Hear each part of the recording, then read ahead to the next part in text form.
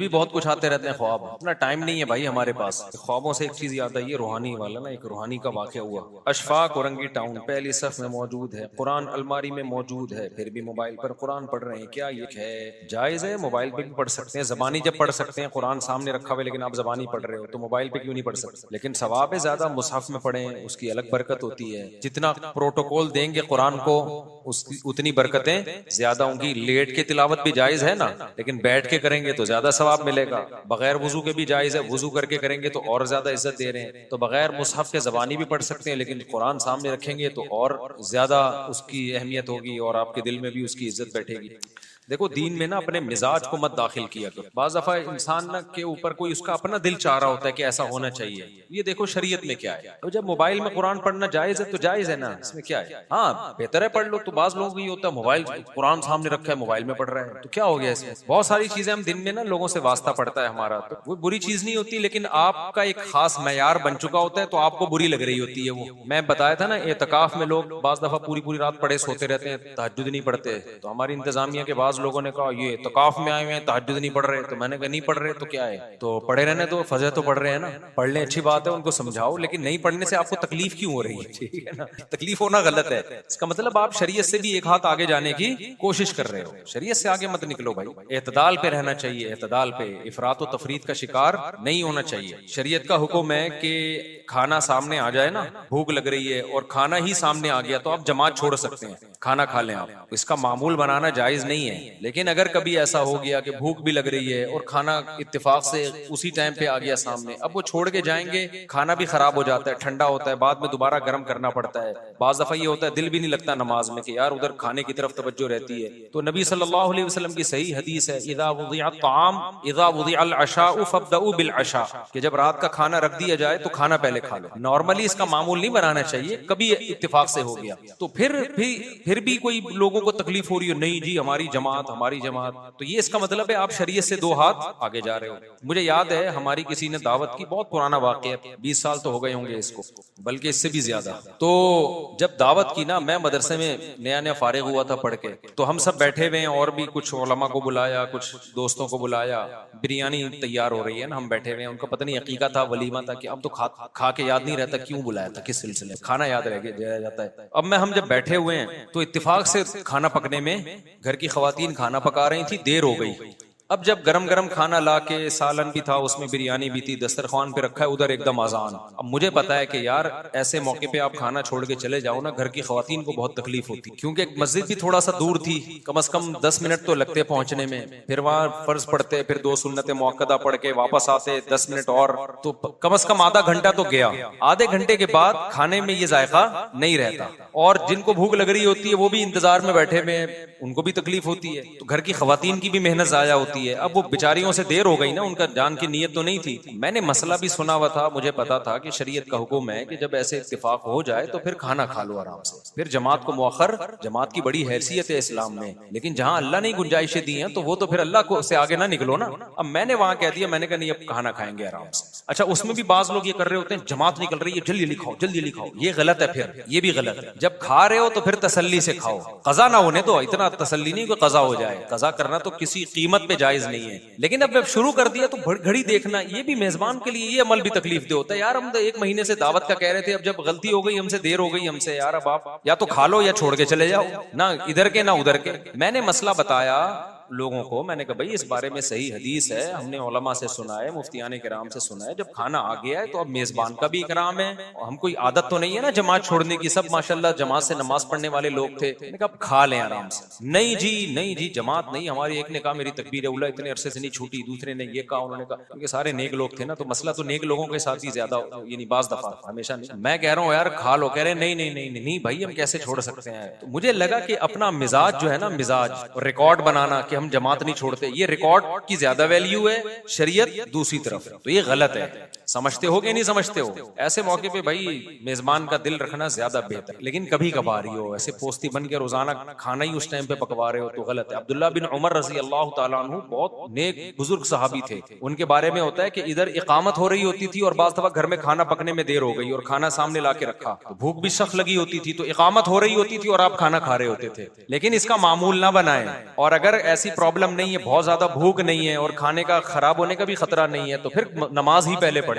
साहबा में तो खाते भी 2 टाइम थे ना, शदीद भूख लग रही होती थी। खुलासा यही है कि शरीयत से आगे निकलने की कोशिश ना करें। जहां अल्लाह मियां ने जो कह दिया उसको उसी तरह कर लिया। नफली रोजा तोड़ना, बाज दफा कोई आपका बहुत करीबी दावत करता है तो फिर सुन्नत है ऐसे मौके पे उसका दिल रखने के लिए, अगर आपने रोजा रखा हुआ है ना नफली, तो आप तोड़ दें रोजा। वो आपके बहुत ही करीबी हैं, तो मामू हैं, चाचू हैं, आपकी वालदा हैं, आप कहीं से आए थे, आपकी वालदा ने कोई स्पेशल खाना बना लिया उस दिन, आपने कह दिया मेरा रोजा है। अब वालदा का दिल टूटता है, बाप का, मामू का, चाचू का, ये जो मुकद्दस रिश्ते हैं, या कोई बहुत ही करीबी दोस्त है आपका, तो ऐसे मौके पे शरीयत ने कहा भाई नफली रोजा है तो उसको तोड़ा जा सकता है। लेकिन हनाफ के नजदीक बाद में कजा की जाएगी, दीगर अइम्मा के नजदीक कजा नहीं है, लेकिन हनाफ के नजदीक बाद में कजा है। क्योंकि इमाम हनीफा कहते हैं ये भी नजरे ये फेली है। मन्नत जैसे जबान से मानी जाती है तो अमल से भी होती है। तो जब कोई अमल जब तक शुरू नहीं किया वो लाजिम नहीं होता, लेकिन जब शुरू कर दिया तो उसको कंप्लीट करना लाजिम है। तो यहाँ आपने तोड़ा है शरीयत की वजह से, लेकिन कंप्लीट करना पड़ेगा, क्योंकि ला तुबतिलू अमालकुम, कुरान कहते हैं अपने अमल को जाया मत करो। तो ये बाद में कजा कर लें इस तरह। समझते हो कि नहीं समझते हो? टिकटॉक में एक वीडियो पर लिखा था कि कुरान कहता है कि जो औरत आपको पसंद हो आप इससे निकाह कर लो। तो ये बात कुरान से वाकई साबित है? आप वजाहत करें। कुरान कहता है जो तुम्हें पसंद हो उनसे निकाह कर लो, कहता है कुरान। टिकटॉक पे बाज़ दफा सही बातें भी लिखी हुई होती है, लेकिन सवाल पैदा होता है वो क्यों करेगी आपसे? पसंद तो आपको हर दूसरी वीडियो में लड़की आ रही होती है, टिकटॉक पे तो देखते ही इस चक्कर में, तो अगली थोड़ी करेगी, उसको थोड़ी आप पसंद आ रहे हो। तो बहुत ही खुशकिस्मत लोग होते हैं जिन जो किसी को पसंद करें और इत्तेफाक से वो भी इनको पसंद कर ले। एक बात तो ये कुरान में वाकई ये लिखा है, मा ताबा लकुम मिनन निसाई, जो औरतें तुम्हें पसंद आए उनसे निकाह करो। हम तो चीख चीख के थक गए ना कि दोस्तियां मत करो, गर्लफ्रेंड मत बनाओ और चैटिंग बैटिंग मत करो उनसे। तो एक सेकंड ये बात कंप्लीट करो फिर आप, तो निकाह करो उनसे। ये तो अल्लाह ताला भी कहते हैं, हम भी अल्लाह ही के कहने की वजह से चीख चीख के थक गए भाई कि शादी करो, शादी को प्रमोट करो, क्यों मौत आती है तुम्हें शादी करते हुए। लेकिन पसंद का मतलब क्या है ये समझो। मौलाना अशरफ अली थानवी रहमतुल्लाह अलैह जो थे ना, बहुत ही खानदानी आलिम थे, बहुत जबरदस्त। उनकी किताबों में ऐसी इल्मियत है, आप बयानुल कुरान उनका तर्जमा पढ़े ना और बाकी तर्जमे पढ़े, आप कहोगे ये जो बयानुल कुरान का तर्जमा है ना, ये ऐसा मालूम होता है इल्हामी है, ये ऐसा मालूम होता है कि कोई अल्लाह की मदद शामिल हाल थी। बहुत सारी हम जब तर्जमे देखते हैं ना, तो अरबी का मफहूम उर्दू में अदा करना बड़ा मुश्किल होता है, मुफस्सिर के लिए बड़ा मुश्किल होता है। मौलवी थानवी रहमतुल्लाह का इल्म भी था और अल्लाह ने जो उनकी जो सेंस थी ना वो बहुत ज्यादा थी। ये उस वक्त के लोग भी गवाही देते थे। उनसे मुश्किल से मुश्किल सवाल, IQ लेवल बहुत हाई था उनका। एक हिंदू उनके पास आया अपने पंडित को लेकर और एतराज किया कि आप बताएं कि जब आप बोलते हैं तो आपको बोलने के लिए एक आले की जरूरत है जिसको जबान कहा जाता है, तो अल्लाह ने कलाम किया कि नहीं किया? हजरत मौलाना थानवी फरमाया हाँ अल्लाह ने कलाम किया जो कुरान है। तो कहा फिर अल्लाह की भी जबान है क्या? जबान के बगैर तो कलाम हो नहीं सकता।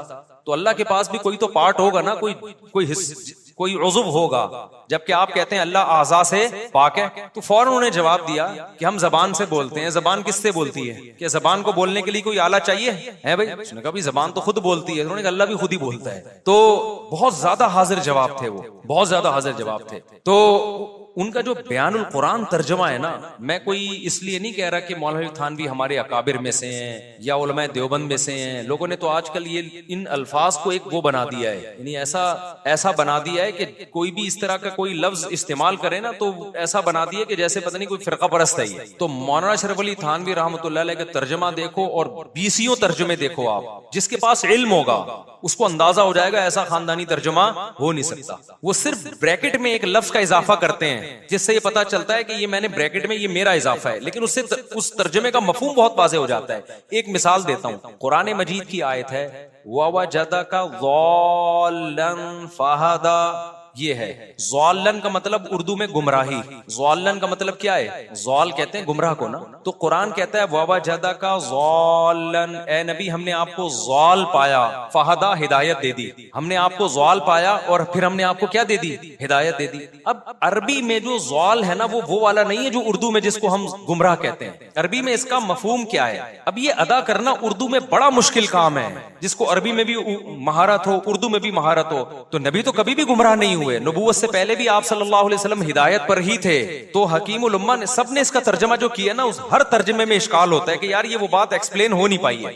मौलाना अशरफ अली थानवी रहमतुल्लाह अलैह ने इसका तर्जमा क्या किया है, ववजदका ज़ालन, ए नबी हमने आपको शरीयत से बेखबर पाया, बाखबर कर दिया। क्योंकि वहां जाल जलालत जो है ना, गुमराही, उसका मफहूम वो गुमराही नहीं है जो आम सेंस में, नबी को नबूवत से पहले वो इल्म नहीं था जो नबूवत के बाद इल्म। तो शरीयत के अहकाम से आप बेखबर थे, गुमराह पहले भी नहीं थे, बाद में भी नहीं थे, पहले भी तौहीद परस्त थे, पहले भी सीधे रास्ते पर थे।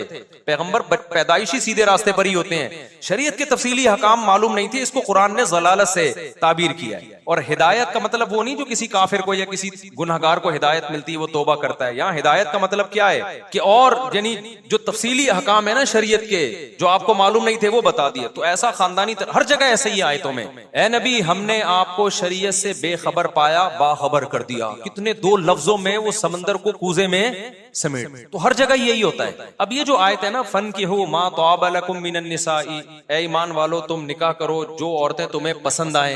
अब पसंद का फौरन मफहूम ये होता है जो खूबसूरत लगे, यही मतलब होता है ना। भाई आप कह रहे हो मुझे बड़ी पसंद है वो लड़की, क्या मतलब, शक्ल अच्छी है, यही मतलब होता है ना। मौलवी थानवी रहमतुल्लाह ने इसका तर्जमा पसंद से नहीं किया, बल्कि इसका तर्जमा ऐसे किया है, कौसैन में डाल दिया, जो किसी भी मसलहत से तुम्हें, आगे लिखा मुनासिब लगे। नहीं यही बात समझ, पसंद का मतलब जिसकी तरफ तुम्हारी अट्रैक्शन हो, तो अट्रैक्शन का तर्जमा किया जो तुम्हें मुनासिब लगे। और कौसैन में डाल दिया किसी भी मसलहत से, यानी मुनासिब लगे, अट्रैक्शन हो। अट्रैक्शन की बहुत सारी वजूहात होती हैं, खूबसूरती भी वजह हो सकती है, ये वजह भी हो सकती है कि भाई वो खूबसूरत नहीं है, बेवा है, उम्र ज्यादा है, लेकिन सवाब भी एक वजह हो सकती है, भाई सवाब मैं आखिरत में कमाना चाहता हूँ इसलिए मैं अट्रैक्ट हूँ इसकी तरफ। बाज़ दफा ये होता है यार इसके यतीम बच्चों को पालूंगा, मेरे पास और तो कोई नेकी नहीं है, तो चलो इस बहाने से शादी कर लेता हूँ, ये भी अट्रैक्शन का जरिया बन सकती है। बाज़ दफा आपको पसंद नहीं, आपके अब्बा को पसंद है, आप कहते हो चलो मेरे अब्बा की बहू बन जाएगी, मैं अब्बा की खातिर ये निकाह कर लेता हूँ। तो बीसियों मसलहतें हो सकती हैं किसी की तरफ माइल होने की। बाज़ दफा ये भी वजह होती है, खूबसूरत है भाई, मैं इससे निकाह करूंगा तो मैं ज़िना से बचूंगा, इधर उधर जाने से बच जाऊंगा। तो बीसियों, अब ये समंदर को कूजे में बंद कर दिया उन्होंने। तो कौसैन में लिखा जो किसी भी मसलहत से तुम्हें, आगे ब्रैकेट बंद, पसंद हो, ये मुनासिब लगे। तो मुनासिब लगे ताबा का तर्जुमा है, और किसी भी मसलहत का मतलब ये इसमें उमूम है, मुनासिब लगनी चाहिए। कि वजह क्या है ये तुम खुद फैसला करो। नहीं यही बात समझ में। तो इसलिए ये जो अल्लाह मियां ने कहा ना जो तुम्हें पसंद आए उनसे शादी करो, इसका मतलब सिर्फ शक्ल का अच्छा होना नहीं है, इसमें बीसियों चीजें हैं, आखिरत भी आपके सामने हो सकती है। बाज दफा इंसान कहता है मुझे मिचोर, देखो हजरत जाबिर बिन अब्दुल्ला ने जब शादी की ना, तो वो बड़ी उम्र की खातून से की जो तलाक याफ्ता थी या बेवा थी। हमारे नबी ने फरमाया कंवारी से क्यों निकाह नहीं किया, सही बुखारी की हदीस। उन्होंने फरमाया या रसूल अल्लाह मेरी छोटी छोटी बहनें हैं, मेरी छोटी छोटी बहनें हैं, और मेरी वालदा का इंतकाल हो गया है, अब मुझे अपनी बहनों की कफालत के लिए निकाह करना है। तो मैं अगर मैं कम उम्र लड़की से, कंवारी से करता, तो वो तो खुद इस काबिल है कि उसको पाला जाए, उसको संभाला जाए, तो मेरी बहनों को कौन संभालता। समझ में आ रही है, बुखारी की हदीस है। तो अपनी बहनों की खातिर मैंने बेवा से निकाह किया है ताकि मेरी बहनें को मां मिल जाए। समझते हो कि नहीं समझते हो? तो वो भी मां ताबा लकुम मिनन निसा में शामिल थी। हजरत जाबिर की अट्रैक्शन उनकी तरफ इस बेस पे नहीं हो रही कि वो बहुत खूबसूरत हैं या कम उम्र हैं, बल्कि इस बेस पे हो रही है भाई मेरा सबसे बड़ा मसला ये कि मेरी छोटी छोटी बहनों को कोई पालने वाली खातून घर में मिल जाए, तो वो मिचोर औरत ही पाल सकती है, तो वो मां ताबा में यानी पसंदीदा औरतों में दाखिल है। वो समझते हो कि नहीं समझते? इसलिए मैं जब तर्जमा पढ़ता हूं ना तो बयानुल कुरान ही पढ़ता हूं, उसके अलावा कोई तर्जमा नहीं पढ़ता, और उसमें टू द पॉइंट बात है, सिर्फ कुरान हल होता है उसमें, इधर उधर नहीं जाते। मौलवी थानवी रहमतुल्लाह अलैह की आदत है। बाज तफसीरों में ऐसा होता है ना कि उर्दू तफसीरों में भी अल्लाह की बात कम होती है, जो मुफस्सिर है ना उसकी अपनी बातें बहुत ज्यादा होती हैं। हर मुफस्सिर ने ना एक खास जहन रख के तफसीर की होती है। देखो ये चीजें उलमा जानते हैं, जिनको कुरान का पता होता है, तर्जमे का, आवाम को नहीं पता चलता ये फर्क। बाज़ दफा ये होता है कि आपका एक माइंड पहले से बना हुआ है, आप हर आयत को उसी पे लेके जा रहे होते हो। ये तफसीर का सही तरीका नहीं है, क्योंकि इसमें अल्लाह की मुराद पीछे रह जाती है, आपकी मुराद आगे। आजकल के बहुत सारे स्कॉलर्स ने जो कुरान के तर्जमे किए हैं, या माजी करीब के स्कॉलर्स ने, उनका पहले से एक जहन था कि हमने अवाम का ये जहन बनाना है, तो हर आयत को उस पे लेकर गए हैं वो। मौलाना अशरफ अली थानवी रहमतुल्लाह अलैह के बयानुल कुरान का ये कमाल है कि उन्होंने बिल्कुल न्यूट्रल होके कि मेरा माइंड क्या कहता है, मैं क्या चाहता हूं, इसको बिल्कुल नहीं, उन्होंने कहा कुरान जो कह रहा है ना वो एक्सप्लेन करना है। फिर उनका अपना माइंड क्या कहता था उसके लिए अलग से उन्होंने हाशिए चढ़ाए हैं। उसका नाम रखा है मसाइल सुलूक। नहीं यही बात समझ, ताकि ये पता चल जाए भाई ये तफसीर नहीं है, तफसीर तो यहीं तक है, बाकी ये मेरे दिमाग में जो टेक्निकल पॉइंट आ रहे हैं कि इससे ये भी साबित होता है, ये वो बिल्कुल अलग करके लिखे उन्होंने, ताकि तफसीर और उनके अपना जो माइंड था वो दोनों आपस में वो मर्ज ना हो जाए आपस में। जिसने कुरान सीखना है वो कुरान देख ले, बाकी फिर उन्होंने अपने टेक्निकल पॉइंट अलग मसाइल सुलूक के नाम से अलग अलग करके लिखे हैं, और बलागत के हकाम अलग लिखे हैं। तो इसलिए मैं, लेकिन वो अवाम की समझ में नहीं आती वो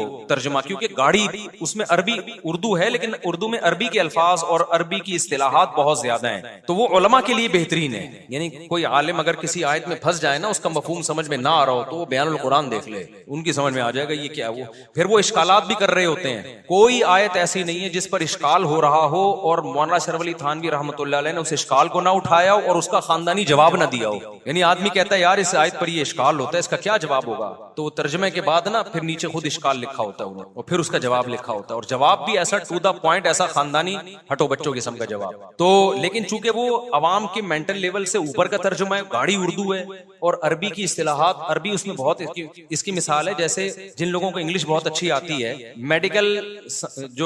मेडिकल साइंस के शोबे से जो लोग ताल्लुक है ना, जिन डॉक्टरों का, आपने देखा होगा जब वो यूट्यूब पे कोई चीज रिकॉर्ड कराते हैं तो इंग्लिश और मेडिकल टर्म्स बहुत इस्तेमाल कर रहे होते हैं। ये होता है कि नहीं होता?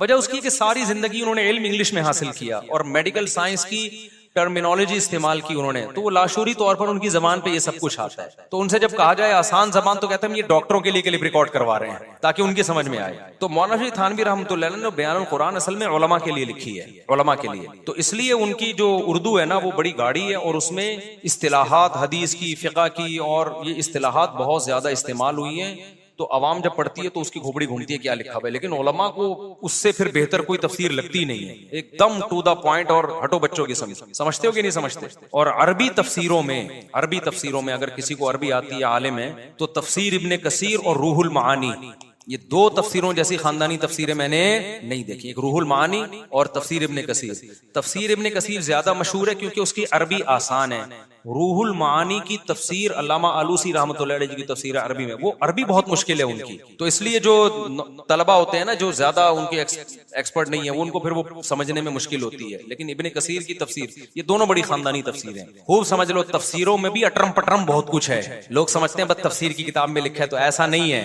तफसीरों में अटरम पटरम सही भी है, गलत भी बहुत कुछ है। तो बाज लोग जो अनाड़ी होते हैं, सही इल्म नहीं होता उनके पास, बस वो अरबी तफसीरें पढ़ के ना, जो नए नए मदरसों से फारिग होते हैं, वो पढ़ के अवाम के सामने वो आयतों की तफसीरें शुरू कर देते हैं। जब उनसे कोई पूछता है भाई ये कहाँ से ला रहा है भाई, तू कहते हैं तफसीर की फला किताब में फला मुफस्सिर ने लिखा है, तो फला किताब में फला मुफस्सिर ने कुछ भी लिख दिया वो एक्सेप्टेबल नहीं होता। बाद मुफस्सिरीन की आदत होती है कि किसी आयत की तफसीर में मौजू, सही, ज़ईफ, जो हदीसें मिले सब लाके ले आते हैं। तफसीर मजहरी कितनी मशहूर तफसीर है, उसमें लिखा हुआ है कि ये जो जमीन है ना ये बैल के सींग पे है और अब्दुल्ला बिन अब्बास से मरवी है, और बैल पता नहीं पानी के ऊपर है, जब बैल यूं सींग हिलाता है तो जल्जला आता है। हालांकि वो अब्दुल्ला बिन अब्बास की तरफ वो कौल किसी भी सही सनद से साबित नहीं है, लेकिन जो अनाड़ी मौलाना होते हैं वो कहते हैं तफसीर मजहरी में लिखा है भाई जमीन किस पर है, बैल है जो जमीन को अपने यूं सींग पे रखी हुई यूं घूमती है तो जल्जले आते हैं। तो अजीब अजीब चीजें भी हैं उसमें। ये जो बहुत सारे मौलाना टाइप के लोग फेंक रहे होते हैं ना यूट्यूब पे लंबी लंबी इधर उधर की किस्से, वो ऐसी तफसीरों से उठा के ले रहे होते हैं। और बस तफसीर मजहरी बहुत अच्छी तफसीर है, लेकिन उसमें फैसला करना पड़ता है सही सनद, और सही सनद से कौन सी चीज है और ज़ईफ सनद से कौन सी चीज है। तो सनदों की तहकीक के बगैर आप उसको बयान नहीं कर सकते आगे। अच्छा भाई मुफ्ती साहब, अच्छा आप कुछ पूछ रहे थे। देखें कोई ना कोई सर्विस आप दे रहे हो ना, किसी सर्विस वाले से सर्विस लेना भी तो एक सर्विस है ना। मिसाल के तौर पर ये कह रहे हैं जब आप किसी को सर्विस दे के चार्जेस ले रहे हैं जबकि आपका उसमें कोई अमल दखल नहीं है। मिसाल के तौर पर देखें मेरे जिम्मे किसी ने लगाया कि यार ये हमारा बिजली का मीटर खराब है, इसको ठीक कर दो। मैंने कहा ठीक है मैं इतने पैसे लूंगा, मुझे आता नहीं मीटर ठीक करना, मुझे तो ये वाला मीटर ठीक करना आता है, बिजली का मीटर ठीक करना नहीं आता। तो अब मैं क्या कर रहा हूँ, मैंने कहा ठीक है 100 रुपए लूंगा तेरा मीटर ठीक कर दूंगा। मैंने क्या किया, अपने मीटर वाले को बुलाया, मैंने कहा भाई मीटर ठीक कर दे और पैसे मुझसे लेना उससे नहीं लेना। वो आया मीटर ठीक करके चला गया और मैंने कहा तुझे 80 रुपए दूंगा मैं। 80 उसको पकड़ा है, 20 खुद रखे पर तैयार। जंग में शहीद हो गए 4 जवान औरतें बेवा हुई हैं, कोई मसला खड़ा नहीं हुआ उनके लिए। वजह क्या है कि दूसरे साहबा ने, हजरत अबू बकर ने तीसरी शादी की है उनकी एक ज़ौजा से, किसी साहबी ने दूसरी शादी की, किसी ने तीसरी की, किसी ने एक ज़ौजा से चौथी शादी की। उनकी एक ज़ौजा थी, उनसे हजरत अबू बकर और हजरत अली दोनों ने पैगाम निकाह भेजा। उस वक्त हजरत अली की एक निकाह भी नहीं हुआ था, तो उन्होंने कहा अली, हजरत अली की उम्र कम है, उनसे नहीं करूंगी मैं। अबू बकर मिचोर है, उनसे करूंगी, हजरत अबू बकर से होगा। हालांकि हजरत अबू बकर पहले से मैरिड थे, तो कोई मसला हुआ 4 बीवियों वाले का? सबकी शादियां एकदम इद्दत के फौरन बाद हो गई। फिर अबू बकर का इंतकाल हुआ, हजरत अबू बकर रजी अल्लाह अन्हु का, वो दोबारा बेवा हो गई, फिर कोई मसला नहीं हुआ। हजरत अली ने दोबारा पैगाम भेज दिया, उन्होंने कहा चलो ठीक है अब कर लेती हूँ, अब थोड़ा मिचोर हो गए। तो अगर एक 4 शादियों वाला मरता है ना, तो उसकी 4 बीवियों का बेड़ा गर्क इसके मरने से नहीं हो रहा, वो तो कोई भी किसी भी टाइम पे मर सकता है, एक वाला भी तो मर सकता है ना। तो जो एक वाली की बीवी का बेड़ा गर्क होने से बचाने का जो तरीका है, वही 4 वाले के बेड़ा गर्क होने से बचाने का भी वही तरीका है। वो तरीका यही है कि जो नहीं कर रहे उनको आर दिलाओ। कमबख्तो, इस सोसाइटी में इसको तुम प्रोमोट करो, ताकि ना एक वाली की बीवी का बेड़ा गर्क हो, ना 4 वाले का बेड़ा गर्क हो, क्योंकि कोई भी किसी भी टाइम पे दुनिया से शॉर्ट हो सकता है। अब शॉर्ट होने से तो हम बचा नहीं सकते, और शॉर्ट होने के खौफ से हम लोगों को ये कहें 2-3 शादियां ना करो, तो शॉर्ट होने का खतरा कम है। 2-3 शादियां ना करने की वजह से जो बेड़ा गर्क होगा वो खतरा यकीनी है। नहीं आई बात? मैंने कहा था ना मैं ये वाला मीटर ठीक करने के लिए हूं, उस वक्त आपकी समझ में ये बात नहीं आई थी, अब आ रही है कि ये वाला मीटर क्या कर रहा हूं मैं। देखो दोबारा से, अभी ठीक हुआ नहीं है, मैं स्क्रू ड्राइवर वापस निकाल के दोबारा से नट बोल्ट टाइल करता हूं। देखो आप लोग अगर 2-2, 3-3 शादियां नहीं करते, औरतों शोहरों से महरूम हो रही हैं, बेड़ा गर्क हो रहा है, ये यकीनी बेड़ा गर्क है। अगर आप कर लेते हो तो 10% चांस है कि करते ही मर जाओगे आप, तो 10% बेड़ा गर्क होने का चांस है। अगर सिरे से करते ही नहीं तो 100% चांस है बेड़ा गर्क होने का। आई बात समझ में? तो ये अजीब बात है कि शादी करके मरने का चांस 10% था, उसमें बेड़ा गर्क होने का चांस भी 10%। उस 10% चांस को वैल्यू दी जा रही है, और अगर आप सिरे से करते ही नहीं हो, उसमें वो जो 3 औरतें जिनसे आप निकाह करते उनका 100% बेड़ा गर्क होने का चांस है, उस 100% को आप वैल्यू नहीं दे रहे। एक बात तो ये, जबकि वो 100% आपकी अमल की वजह से बेड़ा गर्क हो रहा है, जबकि जो आपके शादी के बाद मरने का चांस 10% ही होगा ना, वरना तो आदमी नॉर्मल उम्र में ही मरता है यार, बुढ़ा होकर ही मरता है आमतौर पे। तो आपके कम उम्री में मरने का चांस 10% है, जब और उसमें भी मरने की निस्बत आपकी तरफ नहीं होगी, अल्लाह की तरफ से होगी, अल्लाह ने मारा है, आपका कसूर नहीं है। आपका इरादा यही था मौत तक इनको मैं निभाऊंगा, साथ इनके खर्चे पूरे करूंगा, इत्तेफाक से मर गए आप, तो इसमें आपका कसूर नहीं है। अब जो उनकी शादी नहीं हो रही, तो उन लोगों का कसूर है कि जो नहीं कर रहे, तो वो उनको मलामत की जाएगी ना, अल्लाह को मलामत की जाएगी कि मारा क्यों। अल्लाह कहते हैं मैंने तो पहले ही कहा, मैं किसी भी टाइम में ये नहीं देखता 4 बीवियां हैं कि 2 हैं, 1 है, बच्चियां छोटी छोटी बड़ी, किसी भी टाइम पे मैं क्या कर लूंगा, उठा लूंगा बंदा। तो तुमने अपने आप को उसी हिसाब से एडजस्ट करना है। अब इस चक्कर में हम निकाह करना छोड़ दें तो यकीनी बेड़ा गर्क है, तो यकीनी बेड़ा गर्क से बचा जाएगा और शादी की जाएगी। फिर अगर मर गया तो ये नहीं कहा जाएगा हम तो पहले ही मना कर रहे थे 4 शादियां ना करो, देखो 4 करके मर गया तो बच्चे भी यतीम छोड़ दिए। और भाई पैकेज ऐसा बनाना है कि चाहे एक बीवी वाला मरे, 1 यतीम बच्चा हो, उसकी कफालत का भी इंतजाम हो, और 20 यतीम बच्चे उनकी कफालत का भी इंतजाम हो। उसका यही है कि दूसरे शादी करें, जो सहाबा कराम के यहाँ तरीका था, और औरत के पास इतने रिश्ते आए कि उसके लिए सिलेक्शन में आसानी हो कि सबसे अच्छा कौन है। वरना औरत को जिस स्टाइल का पहला मियाँ मिलता है ना, अगर वो मर जाए तो उस स्टेटस का अगर मियाँ ना मिले तो वो करती भी नहीं है, फिर जिंदगी बर्बाद होती है। तो वो चाहती है उस जैसा या उससे अच्छा मिले मुझे, और ये उसकी नेचर है और उसका हक है। तो वो जब ही है जब बहुत सारे लोग शादियां करेंगे, 2-4 लोगों के करने से नहीं होगा, इतने लोग करेंगे कि फिर औरत के पास इतने रिश्ते आए तो वे कहेगी ये मेरे पुराने वाले से बेहतर या उससे अच्छा है। तो हम ना अच्छे लोग कर रहे हैं ना ज्यादा लोग कर रहे हैं तो 2-4 हम जैसे नालायक लोग कर रहे हैं, और अव्वल तो कर ही नहीं रहे। और जो कर रहे हैं ना, वो मैं उनकी हालत आपको बता दूं, मेरे पास आते हैं, मैं दूसरी करना चाहता हूं और मेरा दिल चाहता है मैं इसको ऐसे अजीब डिजाइन की चीजें आ रही है ना। एक बड़ी खूबसूरत अदाकारा है, मैं नाम नहीं लूंगा उसका, तोबा ताइब की, बड़ी नेक परहेजगार बन गई। एक साहब आए अजीब से डिजाइन के ना, मैं किसी के डिजाइन का मजाक नहीं उड़ाता, हर एक का अल्लाह ने डिजाइन बनाया, लेकिन जब कोई इस तरह की बात कर रहा हो तो फिर डिजाइन फिर और बुरा लगता है। कहता है डिजाइन तो अल्लाह ने बना दिया, लेकिन बातें जो तू इस डिजाइन की कर रहा है ये तो तू कर रहा है ना, ये अल्लाह थोड़ी तुझसे गन पॉइंट पे करवा रहा है। वो क्या था, वो था, अभी क्या बताऊं मैं, ताकि मैं ऐसे थोड़ा बुभम करता हूँ ना, लोग समझ ना जाए कि किसकी बात हो रही है। एक बड़ी खूबसूरत एक्टर तौबा ताइब कर ली, बड़ी नेक परहेजगार बन गई। अच्छा, तो एक साहब आए मेरे पास और कहने लगे आपका मुफ्ती साहब वो फलानी अदाकारा है, आपका उससे राब्ता है। मैंने कहा राब्ता ऐसे तो नहीं है, लेकिन मैं करना चाहूं तो राब्ता कर सकता हूं, बताइए। कह रहे मैं असल में नया दीन पे आया हूं। अच्छा, गरीब भी था बेचारा और डिजाइन भी अंधेरे में नजर नहीं आता, अगर लाइट जाएगी तो बंदा नजर नहीं आए। तो और वो अदाकारा बड़ी मशहूर है, खूबसूरत। तो कहने लगा कि वो एक्चुअली, अच्छा पहले उस्मान से मिला, हाँ मुझसे तो मिला ही नहीं, मुझे याद है, मुझसे तो बस आता था और चला जाता था ना, कह नहीं पाता था दिल की बात। तो उस्मान से फिर मैंने कहा उस्मान भाई ये क्यों बार बार आ रहा है, क्यों टाइम लेना चाह रहा है? कह रहा है मुफ्ती साहब से कहो मैं चाह रहा हूँ कि मैं मेरी उससे शादी करा दूं, मेरी उससे। मैंने कहा यार, क्योंकि मैं भी तौबा ताइब करके नेक मुसलमान बनाऊं। तो मैंने कहा तौबा करके नेक तो बनाए, डिजाइन थोड़ी चेंज हुआ है यार। वो अदाकारा भाई तुझसे क्यों करेगी यार? तेरे ना पैसा है, ना तेरे पास ना शोहरत है और ना कोई हुस्नो जमाल है। तो अब दीनदार बन के तूने तौबा कर ली, अच्छी बात है, अल्लाह के सामने रो, हम किसी की नीयत पे शक नहीं करते और हम भी आपको अप्रिशिएट करते हैं। तो मैंने कहा यार ये मैं तो पैगाम भी नहीं भेज सकता, वो बोलेगी मुफ्ती साहब खैरियत तो है, क्या कर रहे हो आप? तो मैंने कहा यार बहरहाल इस बंदे के कॉन्फिडेंस को क्या है।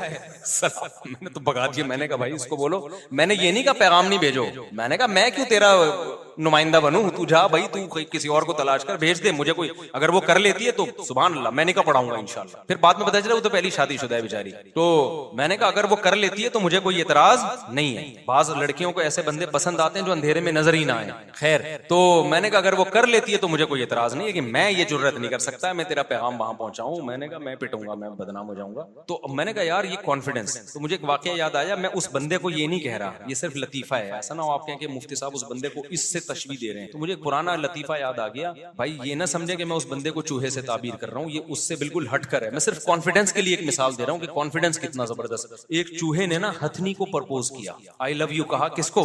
चूहा गया, हाथी नहीं, हाथी की जो मादा फीमेल उसके पास गया, आई लव यू कहा और कहा कि मैं आपसे शादी करना चाहता हूँ। हथनी को आया गुस्सा, उसने बोला शेर आता है भाई, रीछ आता तो चलो, उनकी पर्सनैलिटी भी मुझसे मैच नहीं करती है, शेर की पर्सनल हाथी से तो बहरहाल बहुत कम है ना, लेकिन चलो यार कुछ तो क्वालिटी है ना उसके पास। तो चूहे से कहने लगी कमबख्त बेशरम, तू अपना कद देख, अपना रंग देख, और है भी हरकतें देख, चूहा नहीं होता चूहा, हरकतें देख, तू तेरी हिम्मत कैसे हुई? चूहे ने कहा इन सबको छोड़, कॉन्फिडेंस देख, कॉन्फिडेंस। ऐसा कॉन्फिडेंस किसी में मिलेगा?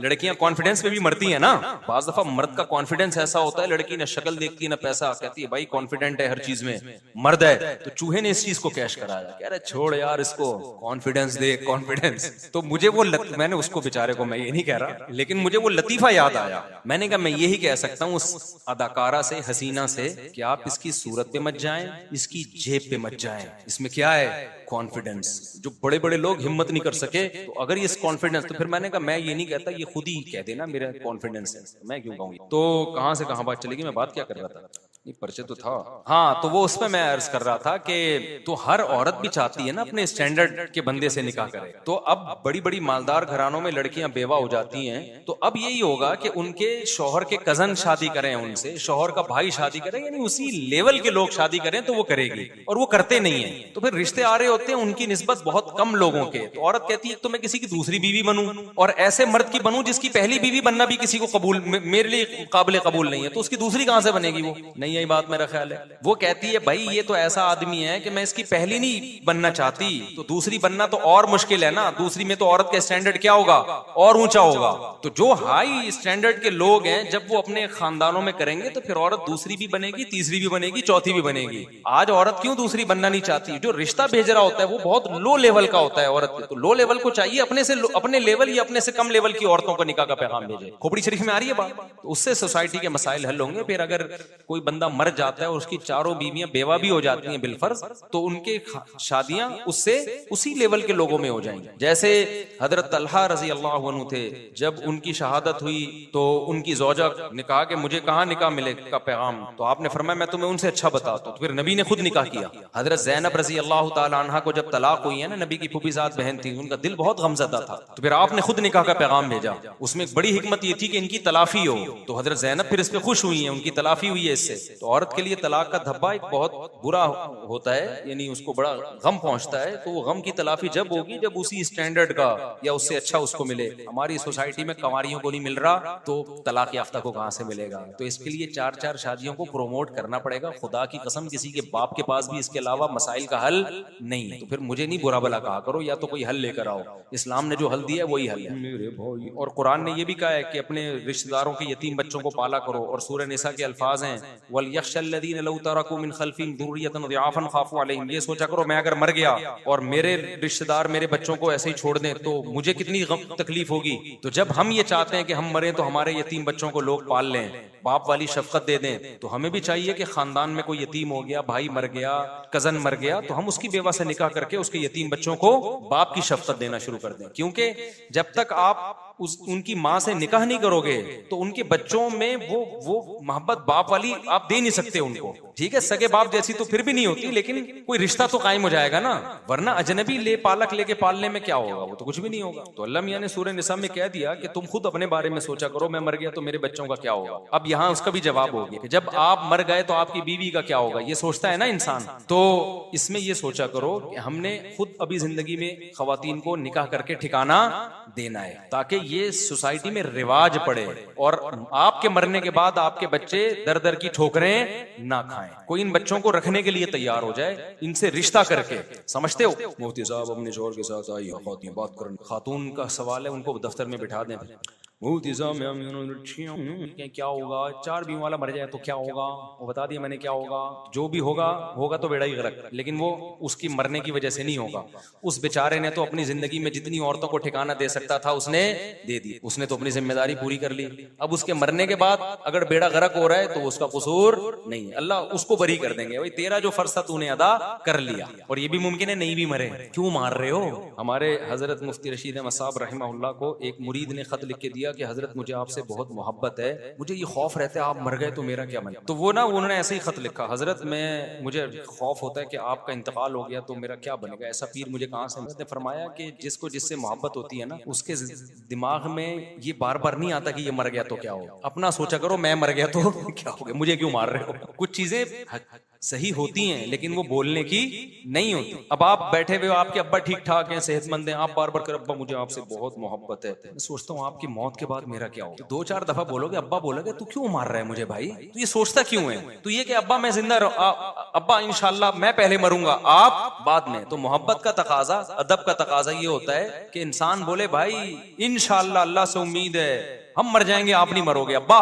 तो अब्बा इससे खुश होता है। तो चांस तो यही है कि अब्बा पहले मरे, क्योंकि वो दुनिया में भी पहले आए हैं तो जाएंगे भी पहले। लेकिन हर बात कहने की नहीं होती। कहा यही जाता है, मरीज के पास आप गए, हदीस में आता है जब मरीज की आयादत के लिए जाओ तो उम्मीदें दिलाओ उसको। बाज़ दफा हम मरीज को देखते हैं हमें लगता है कोई चांस नहीं है, डॉक्टरों ने भी, तो आप जाके बोलो कि भाई चांस वांस तो अब कोई रहा नहीं, तो मैं तो 2 नंबर आदमी नहीं हूं, मैं तो बात क्या करता हूं, मैं तो 1 नंबर आदमी हूं, मैंने तो कभी झूठ बोला ही नहीं है, 2 नंबरी की आदत नहीं है, मरोगे। अब आपके बचने का कोई चांस नहीं। तो ये बात सही है लेकिन इस तरह कहने की नहीं है। वहां जाके आपको ये कहना चाहिए कि भाई हमने बहुत से देखे हैं मौत के मुंह में जाके भी निकल आते हैं। डॉक्टरों ने तो ठीक है कह दिया कि आपके बचने का चांस नहीं है, लेकिन ऐसे कई वाकयात हैं, डॉक्टर का क्या इल्म है। बेशक आपको पता है मैं झूठ बोल रहा हूँ, लेकिन यहाँ ये झूठ बोलना ही सवाब है। हर दफा थोड़ी सच बोला जाता है। मैंने जब दूसरी की थी मैंने थोड़ी फौरन बता दिया था कर चुका हूं मैं, पकड़ा जाता मैं। बहुत लोगों का ना सच का हैजा हो जाता है। अब आपकी बेगम आपसे पूछ रही है मैं कैसी लगती हूँ, इत्तेफाक से आपको अच्छी नहीं लग रही, तो ये थोड़ी सच बोलोगे कि बिल्कुल भी अच्छी नहीं लगती आप मुझे। वहां झूठ बोलना अफजल है। आप बोलो भाई आपसे ज्यादा अच्छी दुनिया में कोई है ही नहीं, और ये नियत कर लो कि यार अभी मेरा मूड खराब है तो अच्छी नहीं लग रही, वरना अल्लाह के इल्म में तो मेरे लिए इससे बेहतर कोई भी नहीं है। होती तो वो मिल जाती, तो नहीं मिली इसका मतलब सबसे बेहतर यही है। कोई ताबील कर लो उसको। तो अब्बा के सामने ये कहना आप मर गए, अम्मा के सामने ये कहना आप मर गई तो मेरा क्या होगा, और बुजुर्गों के सामने ये कहना आप मर गए तो क्या होगा, फला मर गया, तो आप बोलो भाई मैं मर गया तो मेरा क्या होगा। मारना है तो अपने आप को मारो, बाकी तो जिसने जो मरना है वो तो आपसे पूछ के नहीं मरेगा, वो तो अल्लाह मार देगा। अल्लाह ताला बहुत सारी बातें जबान की होती है जो आजकल अदब तमीज मार्केट से। अच्छा एक लफ्ज अदब का याद आया, खाने को ये मत बोला करो क्या बकवास सालन है, ये बहुत गंदा बुरा जुमला। आज मैंने बहुत से लोगों को देखा, अबे क्या बकवास ने, अबे क्या बकवास, यार ये रिस्क है, उसको बकवास कहना। आप ये बोल दो भाई मजेदार, ज्यादा मजेदार नहीं है, जैसी हम समझ के आए थे ऐसी नहीं है। हदीस में तो आता है नबी ने कभी खाने में ऐब निकाला ही नहीं है, लेकिन अगर इतना हौसला नहीं है बाज़ दफा बताना पड़ता है ताकि आइंदा के लिए वो इस्लाह कर ले। लेकिन ये मत बोलो यार ये बकवास बर्गर है, बकवास खाना है, ये बहुत बुरा लफ्ज है, बहुत बदतमीजी है। रिस्क की बहुत ज्यादा अल्लाह रिस्क छीन सकता है। ये बोल दिया करो माशाल्लाह अच्छा है, लेकिन यार मैं समझ रहा था इससे भी अच्छा होगा, या नमक थोड़ा कम है, मसाले थोड़े तेज हैं, लग रहा है थोड़ा सा लोकल मसाले डाले हुए हैं, तो भाई आइंदा ख्याल करो उधर अच्छे। मैं तो जब होटल में कई खाना खाता हूँ ना, अच्छा खाना ना हो तो मैं उसको इस तरह से बताता हूँ कि यार आपका जो मीट है ना, गोश्त है, वो जरा ताज़ा नहीं है, ख्याल किया करें थोड़ा अच्छा गोश्त। अभी मैं जब लॉन्ग रूट पे जाता हूँ ना, तो हमारी आदत है एक होटल में खाना खाने की। जब हम कराची से पेशावर या इस्लामाबाद जा रहे हो, 3-4 तजर्बे हुए उस होटल के। जब भी दाल मंगवा के खाई, पत्थर निकले हैं उसमें से। बड़ा होटल है, तो मैंने फिर होटल वाले को बुलाया, मैंने कहा यार आपका बिजनेस खराब हो रहा है इससे। मैंने कहा मैं जब भी यहाँ आया हूँ, तीसरा तजर्बा हो रहा है कि उसमें से चट्टानें निकल रही है, K2 और माउंट एवरेस्ट के पहाड़ निकल रहे हैं इसमें से। एक आध कभी कभार हो जाता है। तो मैंने कहा मेरा मकसद आपका मजा, इस तरह से तमीज से समझाया। मैंने कहा आप ही का बिजनेस इससे खराब हो रहा है, दोबारा भी हुआ तो मैंने कहा हम खाना छोड़ देंगे, और मैं अकेला थोड़ी, बहुत से लोग छोड़ देंगे। अच्छा, डायरेक्ट मैंने मैनेजमेंट को भी नहीं बताया, पहले उन लोगों को बताया जो मातहत होते हैं, ताकि मैनेजर तक बात पहुंचने से पहले इंसान के बच्चे बन जाएं। क्योंकि हमारा मकसद मुलाजिमीन को नुकसान पहुंचाना था। मैनेजर तो एकदम खोपड़ी घूमती है उसकी, वो मोहलत थोड़ी देता है आजकल, फौरन जॉब से निकालते हैं ये लोग। कोई नहीं गरीब के आंसू, और वैसे महंगाई करते रहेंगे, हुकूमत खा रही है, तो आप भी तो कौन सा अपने मातहतों पे गुर्बत में एहसान कर रहे हो। ऐसे ऐसे लोग। अभी मैं लाहौर गया था, एयरपोर्ट पे एक बंदा मिला मुझे, उसने अपने हालात बताए। कहा मैं एयरपोर्ट पे जॉब करता हूँ मुफ्ती साहब, गैस बिजली के बिल अदा करना नामुमकिन हो गया है, बच्चों को स्कूलों से निकाल लिया, खाने को तरस के, इस तनख्वाह में गुजारा नहीं होता। हम जब एडमिन से कहते हैं तनख्वाह बढ़ाओ, वो बढ़ा सकता है, उसकी अच्छी खासी अर्निंग है, 1 रुपया में इजाफा नहीं करता वो। ये परसों की बात है। मैंने कहा आपकी तनख्वाह में इजाफा नहीं करेगा, लेकिन वैसे तकरीरें दबा के कर रहा होगा, महंगाई ने कमर तोड़ दी है, गवर्नमेंट हमें ख्याल नहीं कर रही। तो गवर्नमेंट, अल्लाह ऐसी गवर्नमेंट ऐसे लोगों पे मुसल्लत करते हैं। तुम अपने मातहतों का ख्याल नहीं करते, तो हुकूमत अपने मातहतों का ख्याल, हुकूमत के पास खाने के बड़े जराए हैं, वो ज्यादा खाते हैं। तुम्हारे यार इसकी बढ़ा दो 4-5 हजार, देखो क्या हालत होगी, तुम्हारा क्या जाएगा इससे। नहीं, कहते हैं साफ कह देते हैं कि भाई जाना है छोड़ के चले जाओ। कह रहे हैं मजबूर हैं, हम कहां जाएंगे छोड़ के। तो मजबूरी से नाजायज फायदा उठाते हैं आज भी लोग। तो जिसका ना मेरे भाई हमारे मुल्क में जो बस चल रहा है ना, हमारे हजरत फरमाया करते थे फिरौन तो बदनाम हो गया।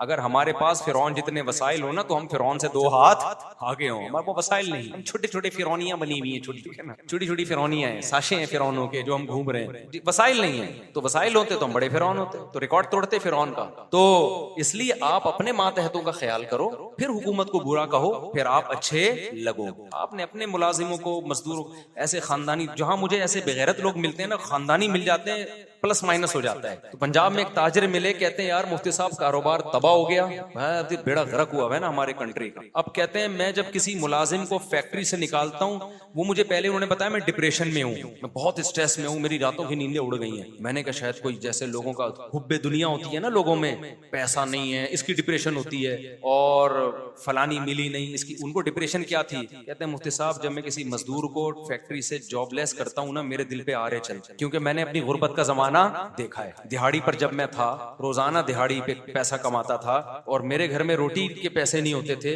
तो वो गुर्बत मैंने देखी है। अब अल्लाह ने पैसा दिया, तो अब मेरे पास, मैं किस किस को दूं तनख्वाह, यानी तो सारा ही लॉस में जा रहा है ना। अब मजबूरन मुझे मजदूर निकालना पड़ता है, उसको कहना पड़ता है भाई काम नहीं है, मैं कहां से तनख्वाह दूं। कह रहे मेरे दिल पे आरे चलते हैं, मेरी रातों की नींदें उड़ती हैं। मैंने कहा यार ऐसी डिप्रेशन, ये तो गुनाहों की माफी का जरिया है। तो जहां हमें बड़े बड़े बेगैरत किस्म के लोग मिलते हैं ना, तो 2-4 ऐसे खानदानी मिलते हैं, तो थोड़ी सी हमारी डिप्रेशन खत्म होती है। तो यार अल्लाह का शुक्र है ऐसे। उसको कह रहे मेरे लिए सबसे मुश्किल काम ये है कि मैं उस मजदूर को निकालूं कैसे। मैं सोचता हूं यार जब मैं मजदूर था तो मेरी क्या हालत होती थी, करे लेकिन है नहीं मेरे पास, तो क्या हालात हो गए यार। जिन लोगों ने ये हालात किए हैं उनके लिए क्या आदमी, उनकी क्या बद्दुआएं दे, क्या उनकी हिदायत की दुआ करे, क्या करे। और बाज दफा जो इन हालात का जरिया बना होता है ना, हमें पता नहीं होता, हम उसको हटा, हमारे पास सोर्स ऑफ नॉलेज जो है ना बहुत महदूद है। बाज दफा जो हालात का जिम्मेदार होता है उसको बुरा नहीं कह रहे होते, बल्कि जो हालात को ठीक करने का में लगा होता है उसको बुरा कह रहे होते हैं। इसलिए जब किसी को बुरा कहो ना, तो जब तक पूरी मुकम्मल 2 और 2 4 की तरह नॉलेज ना हो आपके पास, ना किसी के खिलाफ बद्दुआ करो, ना किसी को